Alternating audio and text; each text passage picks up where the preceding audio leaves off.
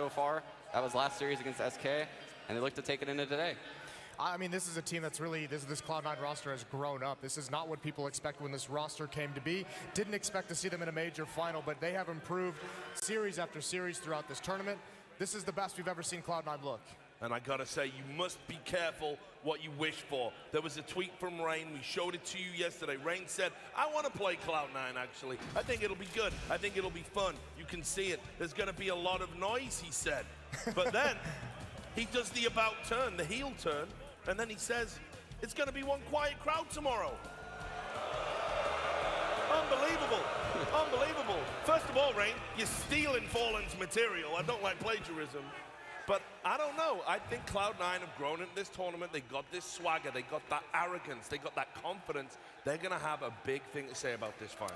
They absolutely have it. They've had a difficult run to come to this point, you know, beating G2 in the quarterfinals. They were the most dominant team throughout the group stages, 6-0. Then in the semifinals, the juggernauts of SK. Don't mind those, you know, stand-in stories and all of that. SK is very hard to put down at the majors.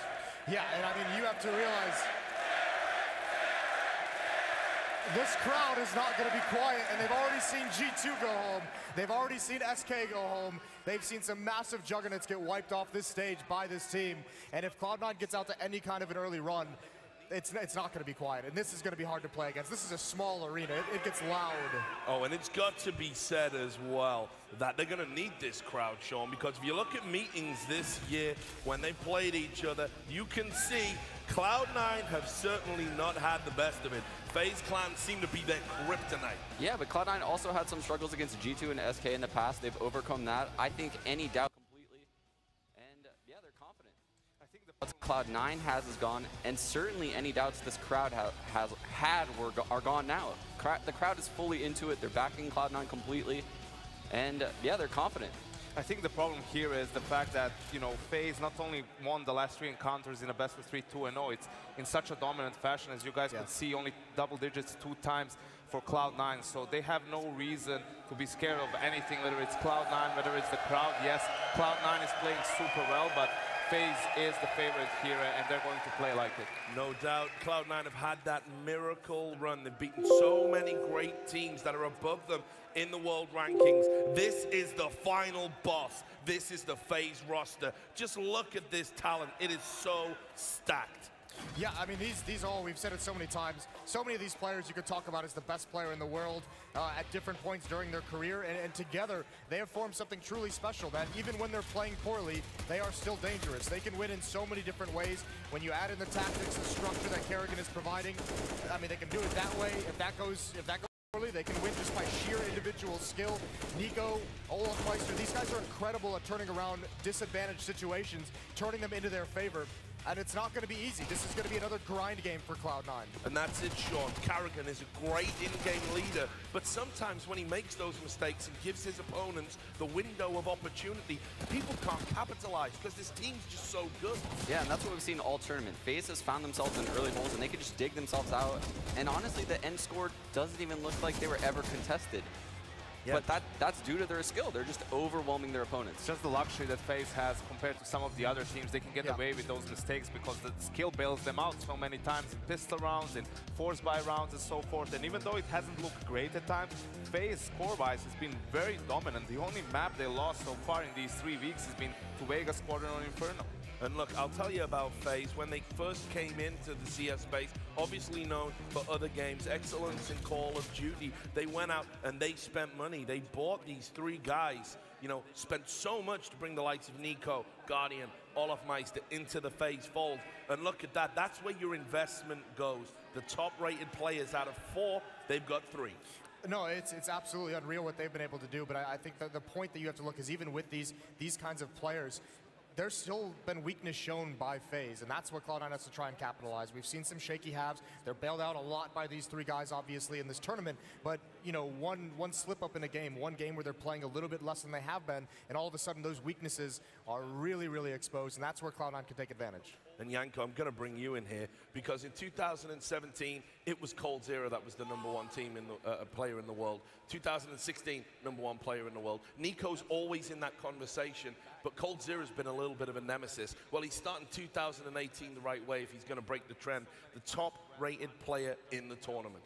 Absolutely, and the main thing that's holding him back is the fact that SK was the best team in the world, alongside coldzera being the best player. FaZe lost to them so many times in grand finals or just in playoffs of big tournaments. So that's not just a turning point for Nico, it's also a turning point for FaZe moving on. If they can finally topple SK from that #1 spot, then that will propel him into the title of the best player in the world. And Sean, where do you rate him?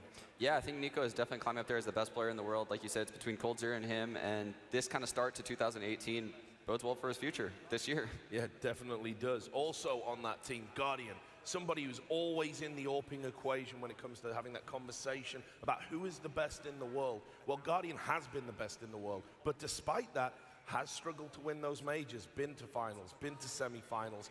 People thought that maybe his time had gone, and now he's got this resurgence, this new opportunity in FaZe. It did seem like that. He had that section of his career where it seemed like he was a little bit less motivated to kind of, stay and remain at the top. But I think if you look back, the incredible thing about what he's doing in FaZe right now is that the Na'Vi lineups that he was in were incredible. At times, they looked like one of the best teams in the world.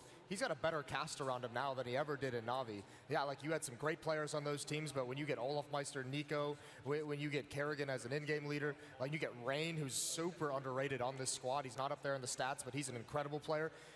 Everyone around Guardian now is going to make his job so much easier. Yeah, and it's got to be said as well, Olafmeister, a decorated veteran with Fnatic, one of the best players ever to touch the game. He's chasing down, that record that the other guys in Fnatic have. Flusher, JW Pronax, all won 3 majors. Olafmeister, only 2. He can join his old colleagues, his old teammates, if he wins today. And I'll tell you what, I love the evolution of Olafmeister, a very different beast to what he was in 2015 when he was the best player in the world. He's adapted his game, he's evolved. Yeah, I mean, he was a player that you could see just basically win everything. But the cool thing about FaZe is that he's almost like a targeted assassin on this team where if they're ever in a run, if they ever need someone to open something up, he just needs to get that one kill to really free up the other side of the map. He's obviously still a great player, but you need to remember in 2015, Olafmeister had multiple spots on maps named after him because he had these signature moves, on B platform, on Cobblestone. Olaf just pushing straight through the smoke, trying to find the fight. Out of team mid on Train, jumping to the left. Olafmeister as well, searching for kills. So he's not that player in FaZe. That doesn't have to do as much, but it just speaks of the luxury they have as a team to have a guy like that and just like activate him whenever it needs to come to be. It's shocking how much you're reminding me. Olaf used to be aggressive and entry fire a lot, and he's completely changed up his game style. He's very passive now and allows his teammates to shine, and he makes a lot of cerebral plays. Often is lurking for FaZe now on this team and playing spots where he's often like second or third contact. So I really like how Olaf shaped up his game, and he's a massive player for FaZe in getting information. Yeah, so look, we can wax lyrical about Olafmeister, or we can hear from the man himself. Earlier today, Smix talked to him in the Cheez-It locker room.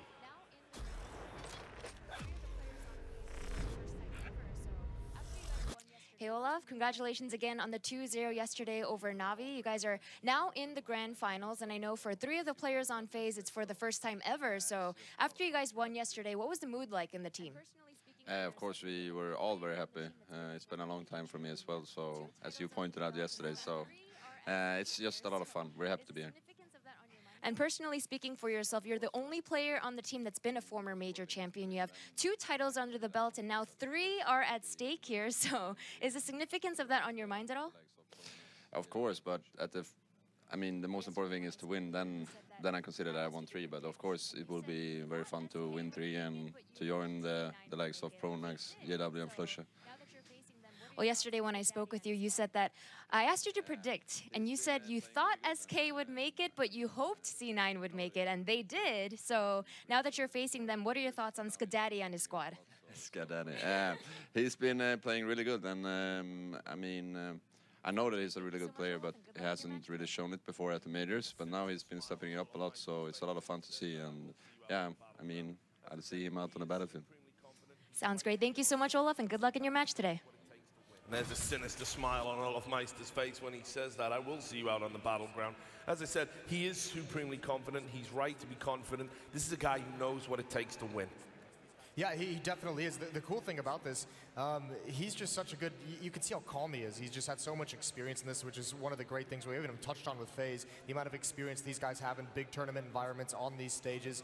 And Olofmeister in the majors has always been incredible. So he's got something in store, and I think if you hear that interview and you're a Cloud9 player, you got to be a little bit worried because he didn't look like he cared whatsoever to be in this kind of an arena. And I agree, FaZe is a star-studded lineup, great players on that team, but 3 of them are in a major final for the first time. And as a favorite, you do have some amount of pressure on you. So having a guy like Olofmeister, 2-time major champion, just, you know, champion in general, to have the experience to tell you through the game, guys, this is normal. Like, we are going to lose some silly rounds that we perhaps don't even lose in practice. You know, it gets to you. Just keep playing your own game, keep doing your job, and we're going to come out on top. Yeah, and I think FaZe definitely benefits from having someone like Olofmeister on the team to calm everyone down.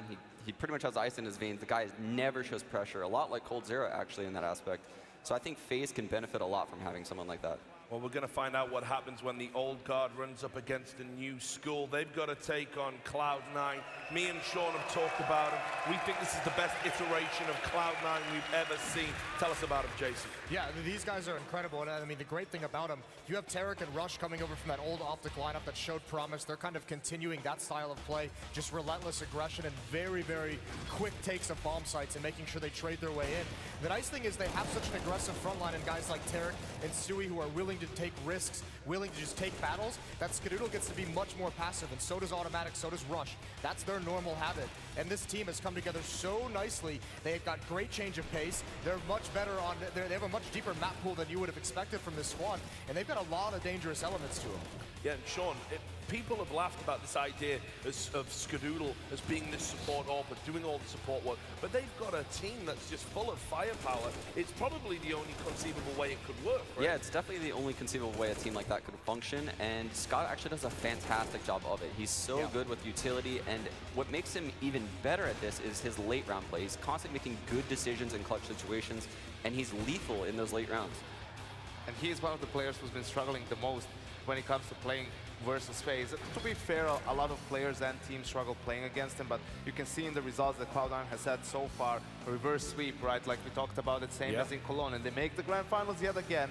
Last time versus SK, they lose. Will they be able to change the outcome? But look who they have beaten. They've beaten those top 4 teams. You know, you've gone through a